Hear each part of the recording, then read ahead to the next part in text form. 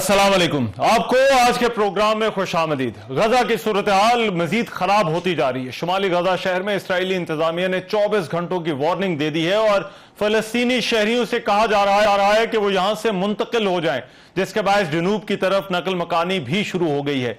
अभी तक ये जो जंग है इसमें शहीद फलस्तीनियों की तादाद 1500 से तजावुज कर गई है, जबकि 6000 से ज्यादा जख्मी हुए हैं। इसराइल की बमबारी के नतीजे में जो शहर हैं उनको शदीद नुकसान पहुंचा है, इंफ्रास्ट्रक्चर को भी। 3 लाख अफराद बेघर हुए हैं। ह्यूमन राइट्स वॉच ने इसराइल पर गजा की पट्टी और लबनान में जो व्हाइट फॉस्फोरस है उसको इस्तेमाल करने का इल्जाम भी लगाया है। अक़वाम मुत्तहिदा के सेक्रेटरी जनरल का कहना है कि गजा में इसराइली बमबारी और नाकाबंदी के दौरान शहरियों तक खुराक और अशियाए जरूरत पहुंचाने की इजाजत दी जाए। दूसरी तरफ इसराइल का यह कहना है कि यरगमालियों की रिहाई तक गजा का मुहासरा खत्म नहीं किया जाएगा। ये पहला मौका नहीं है कि जब इसराइल ने मगरबी ताकतों की पुष्टपनाही के साथ फलस्तीनियों पर इस तरह से जंग की हो। कई अमन मुआहदे हुए लेकिन मामलात फिर लड़ाई की तरफ ही आ जाते हैं। ये जंगें इसराइल और अरब ममालिक के दरमियान भी हुई और हमास और इसराइल भी पहले कई बार आमने सामने आ चुके हैं। कुछ इस मामले के हवाले से जान लेते हैं। हमास की बाकायदा बुनियाद 1987 में रखी गई थी, लेकिन 2005 में हमास ने बतौर सियासी तंजीम भी काम शुरू किया और अगले साल फतह के खिलाफ इंतखाबात में हिस्सा भी लिया, लेकिन इख्तलाफात के बाद दोनों इकट्ठे काम नहीं कर सके, जिसके बाद हमास के पास गजा का इलाका आ गया और फतह के पास वेस्ट बैंक का। इसराइल का क़याम 1948 में हुआ था, जब बरतानिया और इसके इत्तेहादियों ने फलस्तीनी इलाकों में इसकी बुनियाद रखी। यहां से इनकी नस्ल कुशी का आगाज भी हुआ, जिसमें दुनिया की जो बड़ी ताकतें थीं उन्होंने यकतरफा तौर पर इसराइल का साथ दिया। यहूदियों ने 14 मई 1948 को इसराइल के क़याम का ऐलान किया तो इसराइल और अरब ममालिक के दरमियान जंग छिड़ गई। फिर उसके बाद 1967 में होने वाली जंग जो 6 दिन जारी रही, जिसके बाद इसराइल ने कई अरब इलाकों पर, जिनमें वो गोलान की पहाड़ियां भी शामिल थीं, उन पर कब्जा कर लिया। अक्टूबर 1973 में भी अरब इसराइल जंग हुई। मिस्र और शाम ने 1967 में इसराइल के हाथों जो इलाके खो दिए थे उन्होंने उनको दोबारा हासिल करने के लिए इसराइल पर 2 महाज से हमला किया, जिसके बाद अमरीकी सदर की कैंप डेविड में वाक़े खुसूसी रिहाइशगाह पर होने वाले मुज़ाकरात हुए, जिसका नतीजा इसराइल और मिस्र के माबैन कैंप डेविड मुआहदे के नाम से जाने वाले मशहूर मुआहदे की सूरत में निकला। फिर 1993 में होने वाले ओस्लो अमन मुआहदे के बाद उर्दन ने 1994 में इसराइल के साथ अमन मुआहदे पर दस्तखत किए। मुत्तहिदा अरब इमारात समेत कुछ ममालिक ने 2020 में अमरीकी सदर ट्रंप के मुतारिफ करदा नाम नहाद इब्राहिम मुआहदे के तहत इसराइल को तस्लीम किया। अब 50 साल गुजरने के बाद भी बहुत सारे अरब ममालिक जो है वो फलस्तीन के मसले को नजरअंदाज करते हुए ऐसा लगता है कि इसराइल के साथ सिफारती ताल्लुकात कायम करने के रास्ते पर हैं। अक्टूबर 1973 की जंग के 45 साल बाद भी इसराइल फलस्तीनी इलाकों और शाम की गोलान की पहाड़ियों पर काबिज है। मशरकी बैतुल मक़दस, गजा की पट्टी और गरबे उर्दन में रहने वाले इसराइलियों और फलस्तीनियों के दरमियान हमेशा ही तनाव रहता है। गजा में फलस्तीनी ग्रुप हमास बरसर इक़्तिदार है, जिसने इसराइल से कई मरतबा इससे पहले लड़ाई की है। इसराइल और मिस्र इन इलाकों की निगरानी करते हैं। गुज़िश्ता 25 सालों में उन मुज़ाकरात भी वक्तन फ़वक्तन होते रहे, लेकिन मामलात हल नहीं हुए। इस मरतबा ये तनाज़ा पहले से किस कदर मुख्तलिफ है? इसराइली रद्द-ए-अमल क्या पहले से बहुत ज़्यादा शदीद है, और अगर ऐसा है तो क्यों है, और गजा में इस वक्त सूरत हाल क्या है? इस पर बात करने के लिए जलाल अल-फरा सीनियर फ़लस्तीनी सहाफ़ी हैं, वो इस्लामाबाद स्टूडियोज़ में मौजूद हैं। जलाल, बहुत शुक्रिया आपके वक्त का। जलाल, सबसे पहले तो ये बताइएगा इस वक्त जो सूरत हाल है वो क्या है? ये वार्निंग जो इसराइल की तरफ से दी गई है गजा के शहरियों के लिए, नई वार्निंग, क्या होने जा रहा है वहां पर? जी बिस्मिल्लाहिर्रहमानिर्रहीम, बहुत शुक्रिया। देखिए, सबसे पहले आपके सवाल से का जवाब बिल्कुल दूंगा कि लेकिन सबसे पहले आपके नाज़रीन को ये पता होनी चाहिए और मैं बताना चाहता हूँ कि इस अचानक जंग का वजूहात क्या थी, कि जंग क्यों हुई, कैसे अचानक कैसे हुआ। जंग इसलिए इस तरह हुआ है कि शायद आपको याद होगा, सारा दुनिया को भी याद होगा कि आज से 2-2.5 साल पहले एक जंग बंदी का मुआहदा हुआ था माबेन इसराइल और फलस्तीनियों का, यानी हमास और फलस्तीनियों के इसराइलियों के बीच में। अच्छा, इस जंग मुआहदा के एक कुछ टर्म एंड कंडीशंस थे, कुछ शराइत थी, जिसमें से एक तो मस्जिद अल अक्सा की बेहुरमती ना किया जाए, मस्जिद अल अक्सा की तरफ ना इसराइलियों को जाने की इजाज़त ना हो। دوسرا یہ ہے کہ جو فلسطینی قیدی ہے اسرائیل کی جیلوں میں جن کو 20-30 سال ہو گئے، ان پر تشدد، ان کے اوپر جو ظلم ستم تشدد، اس کو بند کیا جائے۔ تیسری چیز یہ بھی تھی کہ اسرائیل غزہ پر حملہ نہیں کرے گا، اور چوتھی چیز یہ بھی ہے، یعنی تقریباً 4-5 کنڈیشنز تھی۔ چوتھی چیز یہ تھی کہ غزہ کے اوپر جو پابندیاں لگایا گیا ہے، جو غزہ کو بالکل بند کیا ہوا ہے، باکس کی طرح ہے، اسی پابندیوں کو ختم کر دیا جائے۔ خلاف ورزی اسرائیل نے کی ہے۔ مسجد الاقصی پہ لگاتار مسجد الاقصی پہ حملہ کرتے رہے۔ مسجد الاقصی جہاں ہمارے نمازی بھائی ہوتے ہیں وہاں پر تک بھی پہنچے ہیں، جہاں بیش امام، میں ہر پروگرام میں یہی بات کرتا ہوں کہ جہاں تک ہمارے بیش امام کھڑے ہوتے ہیں مسجد الاقصی کے اندر، وہاں پر کھڑے اسرائیلی پہنچے ہیں۔ دوسری بات، وقفہ غزہ کے اوپر بمباری کرتے رہے، اور ہماری جو قیدی ہے اسرائیل کے جیلوں میں، ان پر تشدد اور ظلم کا انتہا کر دیا۔ اب آپ کا سوال دیکھیں، اسرائیل کی کوشش اس وقت کیا ہے؟ کوشش یہ ہے کہ غزہ کو خالی کرایا جائے، یعنی فلسطینی نقل مکانی کر لیں، ان کو مصر کی طرف اس کو دھکیل لے کہ وہ جا کے سینہ کے اندر، سینہ ایک علاقہ ہے جو غزہ کے ساتھ بارڈر ہے، وہاں پر فلسطینی ان کا قبول ہے۔ یہ فلسطینی میں آپ کو بتا دوں، فلسطینی مر جائیں گے، مٹ جائیں گے، دفن ہو جائیں گے۔ غزہ، یہ ابھی کا میں آپ کو ابھی بھی تھوڑی دیر پہلے کی بات ہے، حماس کا بیان ہے کہ مر جائیں گے، مٹ جائیں گے، یہاں بھی دفن ہوں گے، لیکن ہم غزہ کو نہیں چھوڑیں گے۔ لیکن اسرائیلی جو رد عمل ہے وہ کیا یہ پہلے سے بہت زیادہ شدید ہے، یا پھر جو پہلے جن کانفلکٹس کے اندر ہم نے دیکھا ہے، جب عرب ممالک کے ساتھ جو جنگیں ہوئیں اور پھر حماس کے ساتھ جو لڑائی رہی، تو ایسا ہی رد عمل آیا ہے اسرائیل کی طرف سے؟ بڑا اچھا سوال کیا آپ نے۔ میں اس دفعہ اسے ایک رد عمل بہت زیادہ سخت ہے، شدید ہے، یس بہت زیادہ شدید ہے۔ وہ اس لیے کہ اسرائیل کو اس مرتبہ بہت زیادہ نقصان ہوا ہے، کیونکہ حماس نے جو ہماری جنگجو نے کیا ہے اسرائیل کے ساتھ، وہ ان کے گمان میں بھی نہیں تھا۔ اس حماس نے جنگجو، ہمارے جو مجاہدین ہیں، انہوں نے جو اسرائیل کے اندر گھس کر لگ بھگ ابھی تک جو تعداد ہے 1350 اسرائیلی مارا گیا ہے، ہلاک ہوا ہے، اور 200 یا 250 آئی ڈونٹ نو، مجھے کنفرم فگر کا پتہ نہیں ہے کہ 200 یا 250 ہوں گے جن کو یرغمال کیا گیا ہے اسرائیلیوں کو، اور غزہ لے کے ان کو غزہ میں قید کر دیا گیا، اور ان کے فوجی کیمپوں پہ حملہ ہوا ہے۔ تو اسرائیل کو اس طرح اتنا نقصانات کبھی ہوا نہیں ہے۔ لیکن ابھی اس وقت جو سویلینز ہیں جو مشکل میں ہیں، وہاں پر اس سے پہلے بھی وہاں پر ریفیوجی کیمپس بھی ہیں، تو جو امداد ابھی اس وقت چاہیے غزہ کے اندر شہریوں کو، وہ کیا ان تک پہنچ رہی ہے؟ آپ کی کیا اطلاعات ہیں آپ کے پاس؟ وہ کس حال میں ہیں وہاں پر، اور آگے فیوچر جو ہے وہ کیا دیکھ رہے ہیں؟ کب تک ایسی صورتحال کا وہ سامنا کر سکتے ہیں؟ سر، حال بہت برا ہے، حال بہت برا ہے۔ امداد کچھ بھی نہیں ابھی تک، تو میری اطلاعات کے مطابق تو ابھی تک کوئی امداد وہاں پر نہیں پہنچا ہے۔ ٹھیک ہے، جو امداد پہنچ رہا ہے وہاں پہ وہ اسرائیل کو پہنچ رہا ہے، امریکہ کی طرف سے، یو کے کی طرف سے، اور مختلف ممالکوں کی طرف سے بڑے بڑے امداد، بڑے بڑے احتیاط، بڑے بڑے اسلحہ اسرائیل کو پہنچ رہا ہے۔ باقی ہمیں تو صرف مذمتیں پہنچ رہی ہیں، باتیں پہنچ رہی ہیں، اور اس سے زیادہ ہمیں ابھی تک تو کچھ نظر نہیں آتا۔ سیز فائر کا کوئی امکان آپ کو نظر آتا ہے اس وقت؟ کیونکہ ابھی اس وقت سفارتی کوششیں تو بہت ہو رہی ہیں، تو کیا کوئی ایسا امکان نظر آتا ہے کہ سیز فائر ہو سکتا ہے حماس اور اسرائیل کے درمیان؟ دیکھیے سر، سیز فائر ہوگی، لیکن اب اتنی جلدی نہیں ہوگی، اتنی جلدی نہیں ہوگی، نہیں ہو۔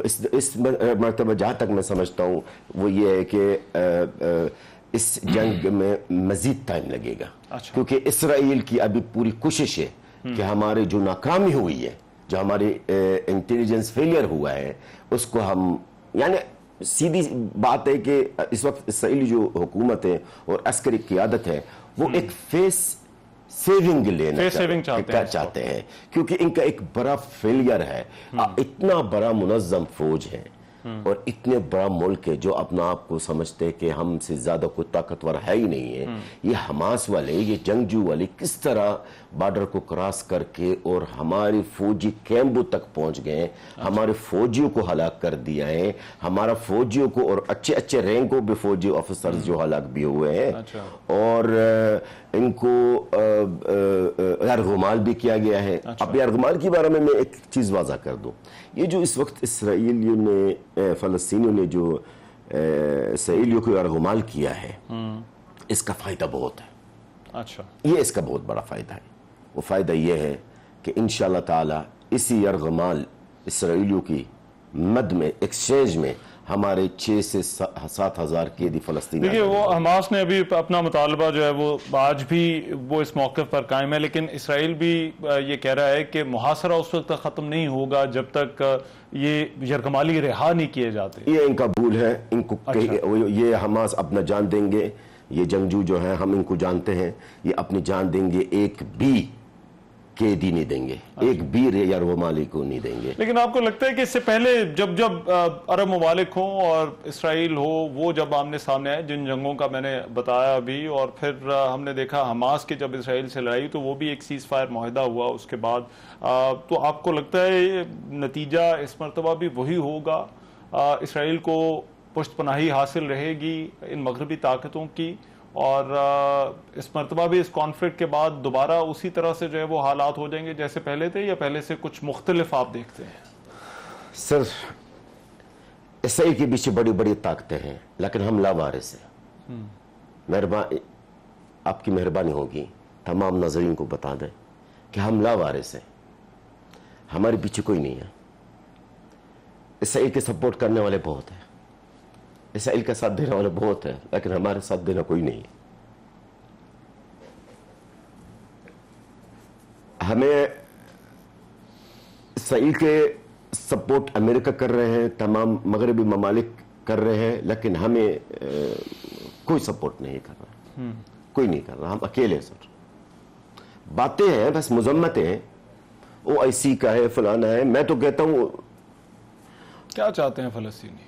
سر، ہم کیا چاہتے ہیں؟ ہم اپنے آزاد ریاست چاہتے ہیں. سر، ہم آزاد ملک چاہتے ہیں. سر، میں آپ کے گھر پہ حملہ، میں آیا ہوں نا آپ کے گھر پہ، آپ کے گھر پہ قبضہ کیا ہے، آپ کے بچوں کو میں نے مار دیا، آپ کی چیزوں بھی کرو. میں اگر آپ مجھ سے آپ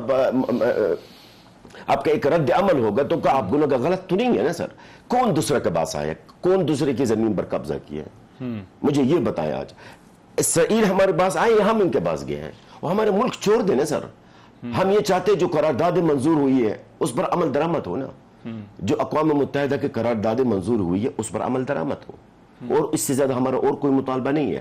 ہم یہاں تک بھی اس بات پر راضی ہے کہ 2 آزاد ریاستیں، اسرائیل کا تو وجود ہے ہی نہیں، لیکن پھر بھی اس کے باوجود بھی جو ہم کہتے ہیں کہ آزاد ریاست کی بھی ہمارے لیے منظور ہے. ہمارا ملک ہمیں دیا جائے.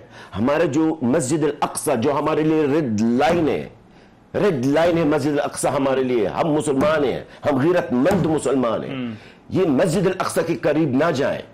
یہ ہمارے دوسرا مطالبہ ہے. تیسرا مطالبہ ہمارے جو قیدی ہیں ان کے جیلوں میں، جن کو 20-20 30-30 سال ہے، ان کو ریلیز کر دیا جائے، ان کو رہائی کیا جائے. اور کیا مطالبہ؟ ہمارا کوئی ایسا ناجائز مطالبہ ہے ہی نہیں. آزاد ریاست ہے ہماری، ہمارا ملک ہے. مسجد اقصی، بیت المقدس ہمارا قبلہ اول ہے، ہمارا ایمان ہے. اسی کو یہی ہم چاہتے ہیں. تو ایسا لگتا ہے، میرے پاس وقت کم ہے لیکن میں آپ سے یہ ضرور جاننا چاہتا ہوں، بہت سارے ہم نے دیکھا عرب ممالک نے تعلقات بھی قائم کر لیے اسرائیل کے ساتھ، تو یہ معاملات فلسطینیوں کے لیے آگے اور زیادہ مشکل ہو جائیں گے، یا فلسطینیوں کو ابھی بھی امید ہے؟ سے دیکھیں، امید تو صرف اللہ رب العزت میں، ہمیں امید کسی سے نہیں ہے. اگر آپ یہ سمجھتے کہ ہمیں امید کسی سے ہے تو اب تک ہمیں کچھ نظر نہیں، 75 سال میں تو نظر نہیں آیا. ہمیں تو 75 سال میں نہیں ہے. آپ یہ سمجھ لو اس جنگ کو 75 سال نہیں ہوا. اسرائیل کا وجود 1917 سے ہے. سر، جب برٹش قابض تھا فلسطین کو، بڑے جب سے اسرائیل کا شروعات ہے. وہ تو قیام انہوں نے جو ڈکلیریشن کیا، اپنے ملک کا جو ڈکلیریشن انہوں نے کی، وہ تو 1948 میں. لیکن یہ مجھے بتائیں، پوری صدی ہو گئی ہے کس نے ہمارے ساتھ کوئی مدد کیا ہو, ہمارے لیے کوئی ایسا مؤثر کام کیا ہو, ہمیں تو نظر نہیں ہے, ہمیں کوئی امید نہیں ہے. ہمارا امید صرف اللہ میں ہے بس, اور کسی میں نہیں ہے. بہت شکریہ. آپ جلال الفراء بات کر رہے تھے, فلسطینی صحافی, وہاں پر کیا صورتحال ہے اور یہ جو اس وقت جو لڑائی ہے وہ کیا رخ اختیار کر سکتی ہے. ابھی ایک بریک لیتے ہیں, بریک کے بعد واپس آتے ہیں, کچھ اور خبروں پر بات ہوگی.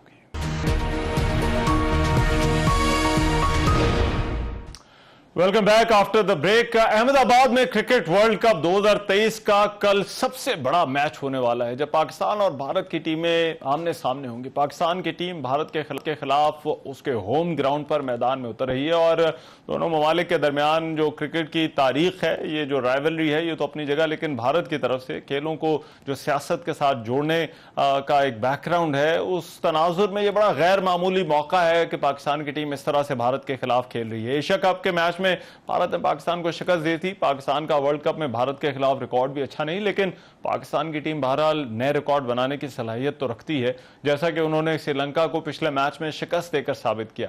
یہ جو میچ ہے بڑا اہم میچ ہے. اس پر بات کرنے کے لیے اس وقت پاکستان کے جو کہنا چاہیے ٹاپ آرڈر بیسٹ بلے باز رہے ہیں عامر سہیل صاحب, وہ اس وقت میرے ساتھ موجود ہیں, اور عامر سہیل صاحب سے اس میچ کے حوالے سے ہم بات کریں گے. عامر سہیل صاحب بہت شکریہ آپ کے وقت کا. عامر سہیل صاحب, سب سے پہلے تو اس میچ کو آپ اس کی آؤٹ کم کے حوالے سے تو کیا بات کرنی ہے, لیکن کیا کرنا ہوگا پاکستان کو اس میچ کو جیتنے کے لیے کل آپ کی نظر میں؟ دیکھیں, آپ نے ابھی خود ہی کہا کہ پاکستان غیر معمولی حالات میں وہاں پہ جا کے کرکٹ کھیل رہا ہے. ہمیں جا کے ہر ٹیم کے خلاف میچ کھیلنا چاہیے تھا, لیکن میں سمجھتا ہوں کہ پاکستان نے نہ صرف کرکٹ بورڈ لیکن دوسرے بھی حکومت نے بھی موقع مس کیا ہے کہ یہاں پہ ہمیں انڈیا کے خلاف میچ کھیلنے سے انکار کرنا چاہیے تھا. اس میں آپ کو کوئی پینلٹی نہیں تھی, ہاں پوائنٹس آپ 2 لوز کرتے, لیکن آپ دانت ان کو دکھاتے کہ اگر آپ ہمارے ساتھ بائی لیٹرل نہیں کھیلتے تو ہم بھی نہیں کھیلیں گے. سو یہ بہت ضروری تھا, لیکن ہم نے یہ موقع مس کر دیا. آپ پتہ نہیں 10-15 سال بعد یہ موقع آئے گا آپ کے پاس. لیکن اب یہ ہے کہ جو میچ آپ کھیل رہے ہیں اس میں جو کرنے کی ضرورت ہے وہ یہ کہ آپ کو دلیری سے کھیلنا. سارا پریشر ہوم کراؤڈ کا انڈیا کے اوپر ہوگا, اور یہ احمد آباد کا کراؤڈ جو ہے بڑا ہاسٹائل ہے. اگر انڈیا کی ٹیم اچھا نہیں کرے گی تو وہ ان کے اوپر جو ہے وہ ہوٹنگ, اور ہم نے دیکھا ماضی میں کہ ناٹ بولڈ بھی ان پلیئرز کے اوپر پھینکتے رہے ہیں, انڈین پلیئرز پہ نہیں, فورن پلیئرز کے اوپر. سو آئی تھنک پاکستان اگر دلیری سے کھیلتا ہے, ہار کا جو دماغ سے نکال کے, تو اگر میچ کھیلتا ہے تو ان کو میرا خیال ہے کہ پرفارم کرنے میں کافی زیادہ ہیلپ ہوگی. اچھا, ٹاپ آرڈر سٹرگل کر رہا ہے کچھ میچز سے, تو آپ تو میرا خیال ہے سب سے بہترین آدمی ہیں اس پر کامنٹ کرنے کے لیے. یہ کس طرح سے ٹھیک کیا جائے؟ دیکھیں, میرا خیال ہے عبداللہ شفیق نے پچھلے میچ میں سکور کیا ہے, تو ان کو اب جو ہے اپنے ونگز میں لے کے امام کو چلانا پڑے گا اگر ان کو کھلاتے ہیں. اور بابر اعظم جو ہیں ان کو اپنے آپ کو یاد کروانا چاہیے کہ یار میں دنیا کا one of the best players میں سے ہوں, تو مجھے بھی پرفارم کرنا. اور یہ بہت بڑا موقع ہے کہ بابر اعظم آ کے اپنے ٹیلنٹ کو استعمال کرتے ہوئے پاکستان کے لیے کچھ اسپیشل کریں. میں سمجھتا ہوں ان کا جو ٹیکنیکل ایشو ہے اب تک آئیڈینٹیفائی ہو چکا ہونا چاہیے, اور کوچز نے ان کے اوپر یہ 2 دن کا جو گیپ ہے اس کے اوپر ورک کیا ہوگا. تو میں امید کرتا ہوں کہ بابر کل جو ہے پاکستان کے لیے بڑا اچھا پرفارم کریں گے. اچھا, لنکن بولنگ اٹیک سے ذرا تگڑا اٹیک ہے بھارت کے پاس بولنگ کا. So not just top order, باقی آپ اس بولنگ اٹیک کو کس طرح سے دیکھتے ہیں جو بھارتی بولنگ اٹیک ہے؟ اگر ہم پاکستان کی بیٹنگ کی بات کریں, بیٹنگ آرڈر کی بات کریں, اور پھر ہم نے دیکھا ہے کہ عام طور پر اس طرح کے میچز میں پاکستانی بلے باز بڑی احتیاط کے ساتھ کھیلتے ہیں, تو یہی ہونا چاہیے یا کچھ مختلف کرنے کی ضرورت ہے آپ کے خیال میں؟ دیکھیں, آپ نے خود ہی کہا کہ انڈیا کا بولنگ اٹیک جو ہے وہ کافی بہتر ہے. اگر آپ اس ورلڈ کپ میں کمپیریزن کریں تو ان کا بھی بولنگ اٹیک جو ہے اس کو آپ یہ کہیں گے one of the best featuring in this world cup. تو آپ کو شروع کرنے کی ضرورت ہے, بیٹ بال کا انتظار کریں, سکور بورڈ جو ہے اس کو چلاتے رہیں, زیادہ چانسز نہ لیں. اگر پاکستان کی جو ٹاپ آرڈر بیٹسمین ہیں وہ شروع میں آؤٹ نہیں ہوتے تو پھر ان کے اوپر پریشر آئے گا. اسپنر جو ہے وہ پریشر میں آ کے بال کریں گے اور آپ کو جو ہے وہ چانسز دیں گے کہ آپ فریکوینٹلی سکور کریں. آئی تھنک انیشلی آپ کو جو ہے وکٹیں بچانی بہت ضروری ہے. آج بھی اگر دیکھیں کہ New Zealand even New Zealand کی ٹیم جو ہے وہ 5-6 اوور آرام سے کھیلتی رہی, بیٹ ہوتے رہے, لیکن وکٹ انہوں نے جو ہے صرف ایک گوائی اور اس کے بعد اب جو ہے ایزی سیلنگ ہو رہی ہے. اب جو آئیڈیا ہے کہ آپ نے پہلے 10 اوور میں زیادہ وکٹیں نہیں کھونی. ٹھیک ہے, اور ہمارا جو بالنگ اٹیک ہے اس میں ہم بہت زیادہ ریلائی کرتے ہیں اپنے پیسرز کے اوپر, لیکن شاہین آفریدی کی فارم پہ بھی کچھ سوال ہیں. اس پر بابر اعظم سے بھی جو ہے وہ آج پریس کانفرنس کے اندر بھی سوالات ہوئے. وہاں پر کیا مختلف کرنا چاہیے یا کیا دیکھنا چاہیے پاکستان کی ٹیم کو؟ دیکھیں, میں سمجھتا ہوں کہ شاہین شاہ آفریدی آؤٹ آف ڈیسپریشن بال کر رہے ہیں, اور ہم نے یہ دیکھا کہ شاہین شاہ آفریدی کا ان سوئنگنگ جو گیند ہوتا تھا اسپیشلی پہلے 2 اوورز میں, وہ ان کو وکٹیں دلواتا تھا. اب چونکہ بیٹسمینوں نے جو ہے انڈرسٹینڈ کر لیا کہ یہ پہلے 2 اوورز میں کرنا کیا چاہتے ہیں, تو انہوں نے بھی اپنا جو ایک میتھڈ ان کے خلاف ڈھونڈ لیا کہ لیگ سٹمپ پہ رہ کے یہ کھیلتے ہیں, گیند کو اپنے پاس آنے دیتے ہیں, اور یہ بھی جو ہے وہ اندر ہی لیے آ رہے ہیں گیند. حالانکہ گیند کو ہے بیٹسمین سے اوے لے کے جانا چاہیے. اس میں اگر بیٹسمین لیگ سٹمپ کے اوپر ہے تو اس کے نک کرنے کے چانسز ہیں, لیکن چونکہ آؤٹ آف ڈیسپریشن بال کر رہے ہیں, ہر گیند کے اوپر آؤٹ کرنے کی کوشش کر رہے ہیں, اس لیے کنٹرول ختم ہوا ہے اور اسی لیے وہ رنز بھی لیک کر رہے ہیں. میں سمجھتا ہوں کہ آفریدی کو فوکس ہو کے ڈسپلن بالنگ کرنی چاہیے, وکٹس خود بخود ان کے حصے میں آئیں گے. اچھا, اور کنڈیشنز کے حوالے سے آپ کی کیا رائے ہے؟ کنڈیشنز کو کس طرح سے پاکستانی ٹیم بہتر طور پر استعمال کر سکتی ہے, کیونکہ یہ کہا جا رہا ہے کہ موسم گرم بھی ہے, خشک بھی ہے, ٹیمپریچرز اب بہت زیادہ اوپر جا سکتے ہیں, اور ویسے تو خیر دونوں ٹیمیں انہی کنڈیشنز میں اپنی کرکٹ کھیلتی ہیں. وہاں پر کچھ آپ دیکھ رہے ہیں ایڈوانٹیج کسی ٹیم کو؟ دیکھیں, پہلے میچ میں اگر آپ دیکھیں تو شروع میں پچ میں موئسچر تھا, پچ نے جو ہے بالرز کے لیے رسپونڈ کیا, اسی وجہ سے انگلینڈ کی ٹیم جو ہے وہ 280 کے ٹوٹل کے اوپر آؤٹ ہوئی, اور بعد میں پچ جو ہے وہ بہت زیادہ بہتر ہوگی. اب یہ چیزیں 2 چیزیں انڈرسٹینڈ کرنے کی ضرورت ہے کہ اگر آس پڑتی ہے تو آپ کو سرتیاں پہلے بالنگ کرنی ہے, کیونکہ آس ایڈوانٹیج لے کے آئے گا, بیٹنگ جو ہے سیکنڈ بڑی آسان ہوگی. اور اگر موئسچر بھی ہوتا ہے تو آپ کو جو ہے پہلے بالنگ کرنی چاہیے. اگر وکٹ میں موئسچر نہیں ہے, بالکل جو ہے خشک وکٹ ہے, تو آئی تھنک پاکستان کو تھوڑا سا چانس لینا چاہیے. ٹھیک ہے, اور آج انڈین کپتان نے تو وراٹ کوہلی نے, not Indian captain, Virat Kohli نے تو کہا ٹریننگ کے بجائے جو ہے وہ دن اہم ہے, ہم نے جو کرنا تھا وہ ہم نے کر لیا. آپ کو بھی لگتا ہے کہ ایسا ہی ہوگا کل کے میچ کے اندر, اور ٹریننگ سے بڑھ کر یہ ہو سکتا ہے کہ کل کا میچ کسی بھی طرف چلا جائے؟ دیکھیں, دونوں ٹیموں میں ٹیلنٹ تو موجود ہے, اس میں کوئی شک نہیں ہے. ہاں, پاکستان کی ٹیم کا ایشیا میں اچھی پرفارمنس نہیں ہوئی, لیکن اس سے پہلے اچھی پرفارمنس دیتے آ رہے تھے. نسیم شاہ کا سیٹ بیک جو ہے اس سے ٹیم نے جلدی سے ریکور نہیں کیا, لیکن میں سمجھتا ہوں کہ پاکستان ٹیم کے پاس ابھی بھی ریسورسز ہیں, اور اگر ان ریسورسز کو اچھے طریقے سے استعمال کیا جائے تو پاکستان پازیٹیو رزلٹ لے سکتا ہے اس میچ میں. ٹھیک ہے, عامر سہیل صاحب بہت شکریہ آپ کے وقت کا. عامر سہیل سابق پاکستانی کرکٹر جو ہے وہ بات کر رہے تھے, جو کل بڑا ہی اہم میچ ہے پاکستان اور بھارت کے درمیان, اور اس کرکٹ ورلڈ کپ کا جو ہے وہ دونوں ٹیموں کا تو ہے ہی ہے, لیکن ویسے ہی کرکٹ ورلڈ کپ 2023 کا بھی اس کو سب سے بڑا میچ کہا جا رہا ہے. دیکھیے کل کیا ہوتا ہے. ایک بریک لیتے, بریک کے بعد واپس آتے ہیں تو کچھ اور خبروں پر بات ہوگی.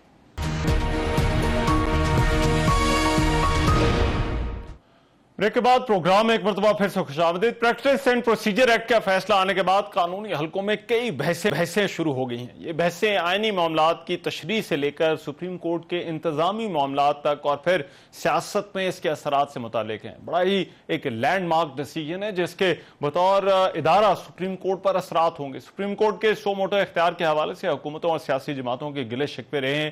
یہ اختیار اداروں کے مابین تناؤ کا سبب بھی رہا ہے. سابق چیف جسٹس صاحبان, خاص کر کر جسٹس ریٹائرڈ افتخار چودھری اور جسٹس ریٹائرڈ ثاقب نثار کے حوالے سے سیاسی اور قانونی حلقوں کے تحفظات رہے ہیں. جسٹس ریٹائرڈ عمر عطا بندیال سے متعلق بینچوں کی تشکیل پر اعتراضات ہوتے رہے, لیکن اب ان اہم معاملات پر ایسا لگتا ہے کہ سب کچھ بدلنے جا رہا ہے. اس فیصلے کے بار اور بینچ کے تعلقات پر بھی اثرات ہوں گے, اور یہ بھی کہ پارلیمان اور عدلیہ کے درمیان جو محاذرے دیکھنے کو ملتی رہی ہے وہ بھی اب آنے والے دنوں میں کم ہوگی. سپریم کورٹ بار ایسوسی ایشن اس فیصلے کو کس طرح سے دیکھتی ہے, ان ایشوز پر کیا سوچ رکھتی ہے؟ عابد زبیری صاحب اس وقت موجود ہیں, سپریم کورٹ بار ایسوسی ایشن کے صدر.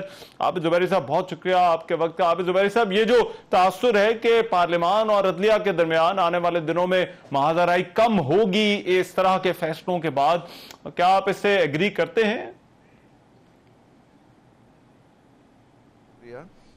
دیکھیے, یہ تو وقت ہی بتائے گا کہ اس فیصلے کا کیا نتیجہ نکلتا ہے, کیونکہ ابھی تو یہ ٹیسٹ ہوگا. یہ ابھی یہ جو نیا ایکٹ جس کو اپہولڈ کیا ہے اکثریت سے سپریم کورٹ نے, کہ اس کا افیکٹ کیوں ہوگا. کیونکہ دیکھیے, ہمارا کچھ ویو تھا, ہماری جو ایشو تھا وہ یہ ہم کہہ رہے تھے کہ جی اگر آپ پارلیمنٹ کو اپنے رولز بنانے کا بھی اختیار آپ ان کو دے دیں گے تو وہ آپ کی سیپریشن آف پاور کی جو ڈاکٹرن ہے اور آپ کی جو آزادی ہے اس میں اثر انداز ہو سکتے ہیں. لیکن یہ وقت ہی بتائے گا کہ اس پہ کیا اثر ہوتا ہے.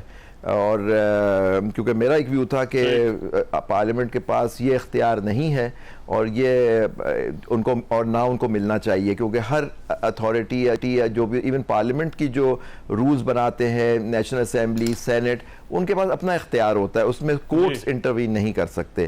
آپ دیکھیں کورٹ ان کے انٹرنل پروسیڈنگز میں نہیں کرتے, تو یہاں آپ کی ایک انٹرنل پروسیڈنگز ہیں.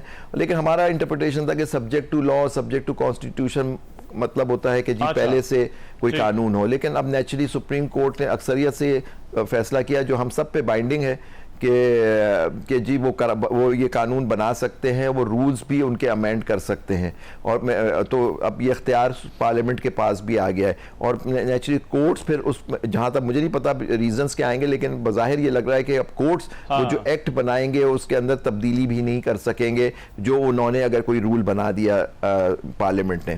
دوسری بات آپ نے کہی کہ جو تناؤ تھا اس میں کیا فرق آئے گا, میں سمجھتا ہوں اس وقت تو پارلیمنٹ ہے نہیں.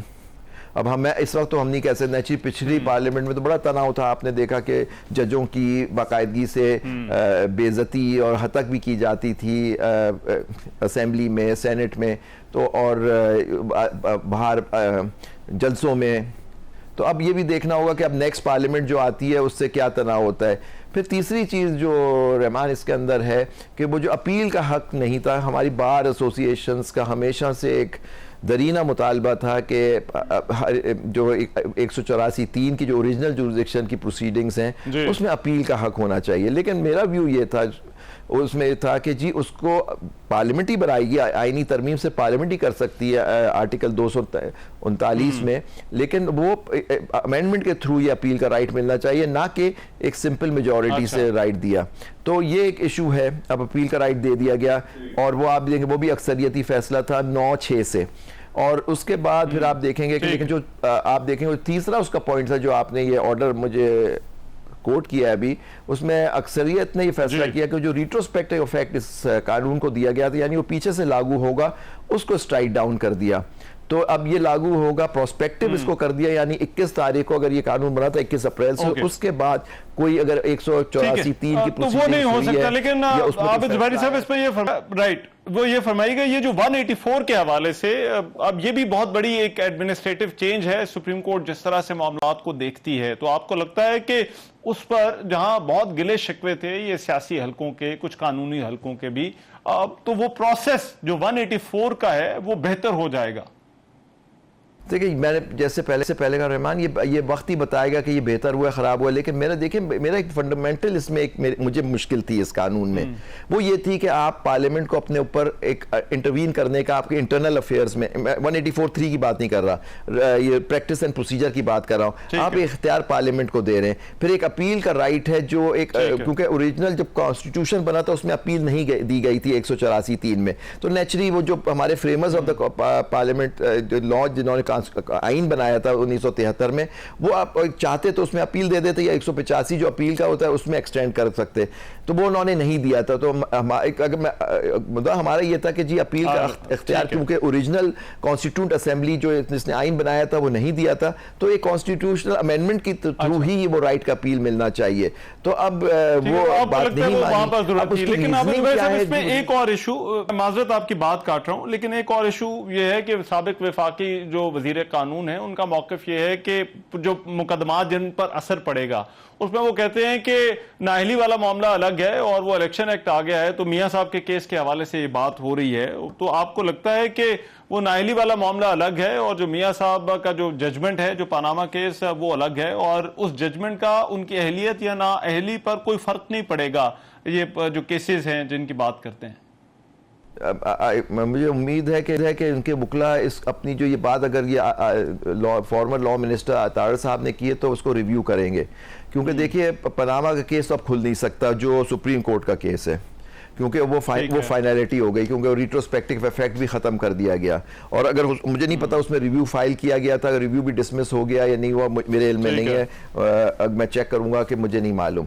لیکن آپ کو ایک بات اور پتہ ہونی چاہیے کہ ان کی جو نااہلی تھی وہ ایک سپریم کورٹ کے آرڈر پہ ہوئی تھی، اور سپریم کورٹ کی آرڈر میں آپ دیکھیں 62(1)(f) جو ہے 62(1)(f) اس کے اندر جو 18ویں ترمیم ہوئی تھی اس میں ایک چیز اس میں امینڈمنٹ ہوئی تھی، اس میں کہا تھا کہ کوئی کورٹ کی ڈیکلیریشن ہو پھر جا کے آپ کی نااہلی ہوتی ہے 62(1)(f) میں، یعنی declaration by a court of law, وہ آپ دیکھ لیجئے گا 62(1)(f) میں. تو اب یہ دیکھنا ہے کہ ان کی جو نااہلی ہے نواز شریف صاحب کی وہ سپریم کورٹ کے آرڈر پہ ہوئی تھی، یعنی 62(1)(f) کے تحت ہوئی ہے، اور سپریم کورٹ نے اس 62(1)(f) میں اس کو انٹرپریٹ یہ کیا کہ کیونکہ اس کے اندر کوئی پیریڈ آف سزا نہیں دیا ہوا، مطلب جہاں نہیں دیا ہوتا تو اس میں لائف ٹائم ہوتا ہے بین، یہ اس کورٹ نے انٹرپریٹ کیا. تو یہ دیکھ، اور میں آپ کو بتاؤں یہ ججمنٹ جو ہے یہ سٹینڈ کرتی ہے، یہ ریویو بھی نہیں ہو سکتی اور یہ اس پہ اپیل بھی نہیں ہو سکتی، کیونکہ اپیل کا رائٹ ختم کر دیا گیا. اور ان کے کورٹ کا ڈیکلیریشن ہے from the highest court supreme court کا کہ یہ نااہل ہیں اور نااہل ہیں تا حیات. تو اب ایشو یہ آ جائے گا، کیونکہ سپریم کورٹ یہ بات کہتی ہے، لا یہ ہے کہ ان کی نااہلی کیونکہ انہوں نے انٹرپریٹ کر دیا اس میں ان کی نااہلی کو کہ یہ لاحیات ہے. وہ ایک قانون جو انہوں نے 232 میں الیکشن ایکٹ میں 232 میں ترمیم کی کہ جو پیریڈ نہیں پرووائڈڈ ہوتا اس کانسٹیٹیوشن میں، اس میں نااہلی کی میعاد جو ہے وہ 5 سال ہے. وہ لیگل یہ جو امینڈمنٹ جو کی انہوں نے الیکشن ایکٹ میں اس سے اوور رائڈ نہیں ہوگا. اور یہی اس پہ ججمنٹس ہیں سمیع اللہ بلوچ اینڈ سپریم کورٹ کے لارجر بینچ کی ججمنٹس ہیں کہ وہ نااہلی ختم نہیں ہو سکتی کیونکہ نااہلی اس کو نہیں جا سکتا. رائٹ، ٹھیک ہے، بہت شکریہ. عابد زبیری صاحب ہمارے ساتھ موجود تھے. ابھی ایک بریک لیتے ہیں، بریک کے بعد واپس آتے ہیں تو کچھ اور خبروں کو شامل کریں گے.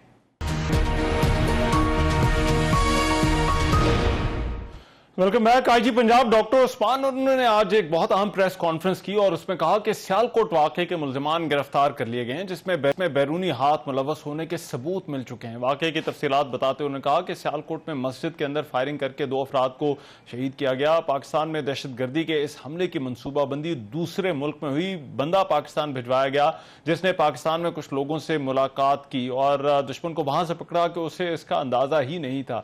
اس پریس کانفرنس کی مزید ڈیٹیلز کیا ہیں، کیا باتیں ہوئیں اور یہ معاملہ کیا ہے، اس پر بات کرنے کے لیے محمد الیاس ہمارے بیورو چیف لاہور اس وقت ہمارے ساتھ موجود ہیں. الیاس بہت شکریہ.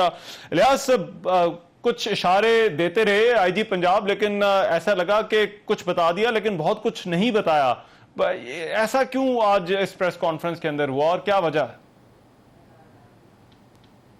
دیکھیں رحمان، جو آئی جی پنجاب صاحب کو جو پریس کانفرنس کرنی چاہیے تھی ان میں جو اشارے دیتے رہے، یہ پریس کانفرنس کرنی ہے تو پھر اس کے بارے میں بالکل بتائیں کہ ان کو کتنی حد تک کامیابی ملی. ہم یہ مانتے ہیں کہ کچھ چیزیں نہیں بتانی چاہیے کہ اگر نہیں بتا سکتے جس کی وجہ سے ان کی انویسٹیگیشن میں اگر مشکلات آتی ہیں یا کوئی ایسی بات چیت ہوتی ہے، لیکن ان کو بتانا چاہیے کہ دشمن کس طرح آ کے اس طرح اس نے آ کے کیا واقعہ. جو بندہ آیا اور آ کے لاہور ٹھہرا، لاہور اس نے پھر 5:15 بجے جو ادھر گیا ہے ادھر جا کے، اور اس کے بارے میں جو انویسٹیگیشن جو وہ انٹیلیجنس کے ادارے ہیں وہ بتا چکے تھے کہ جی اس طرح کا واقعہ ہے، کوئی بندے بیچ میں آئے ہیں. تو اس بارے میں ان کو جو باخبر ہونا چاہیے پولیس کو، اور ان کو آئی جی صاحب کو اس بارے میں اگر اطلاع ملتی ہے یا چیزیں ان کو بتائی جاتی ہیں تو اس پر ان پر پورا ایکشن پلان اپنا بنانا چاہیے تاکہ اس چیزوں کو پکڑ سکے. اگر دہشت گردی کے واقعات ہو رہے ہیں ظاہر ہے دشمن جس کا نام وہ کہہ رہے تھی بدکردار دشمن، سیدھی طرح بتائیں کہ بدکردار ایجنسی بتائیں کہ راہ اگر جو اس کی مداخلت ہے تو وہ راہ اگر آ کے اس طرح کر رہی ہے بھارت کی جانب سے، جو پلان بنائے جا رہے ہیں اس بارے میں یہاں نہیں پہلے بھی کئی دفعہ جو ادھر جوہر ٹاؤن میں جو واقعہ ہوا تھا اس کے بھی جو پلان تھے وہ دبئی میں بیٹھ کے بنائے گئے تھے. پلان جو بنائے جاتے ہیں باہر بیٹھ کے بنا کے اور پاکستان میں جو ہے اس پر امپلیمنٹ کرتے ہیں.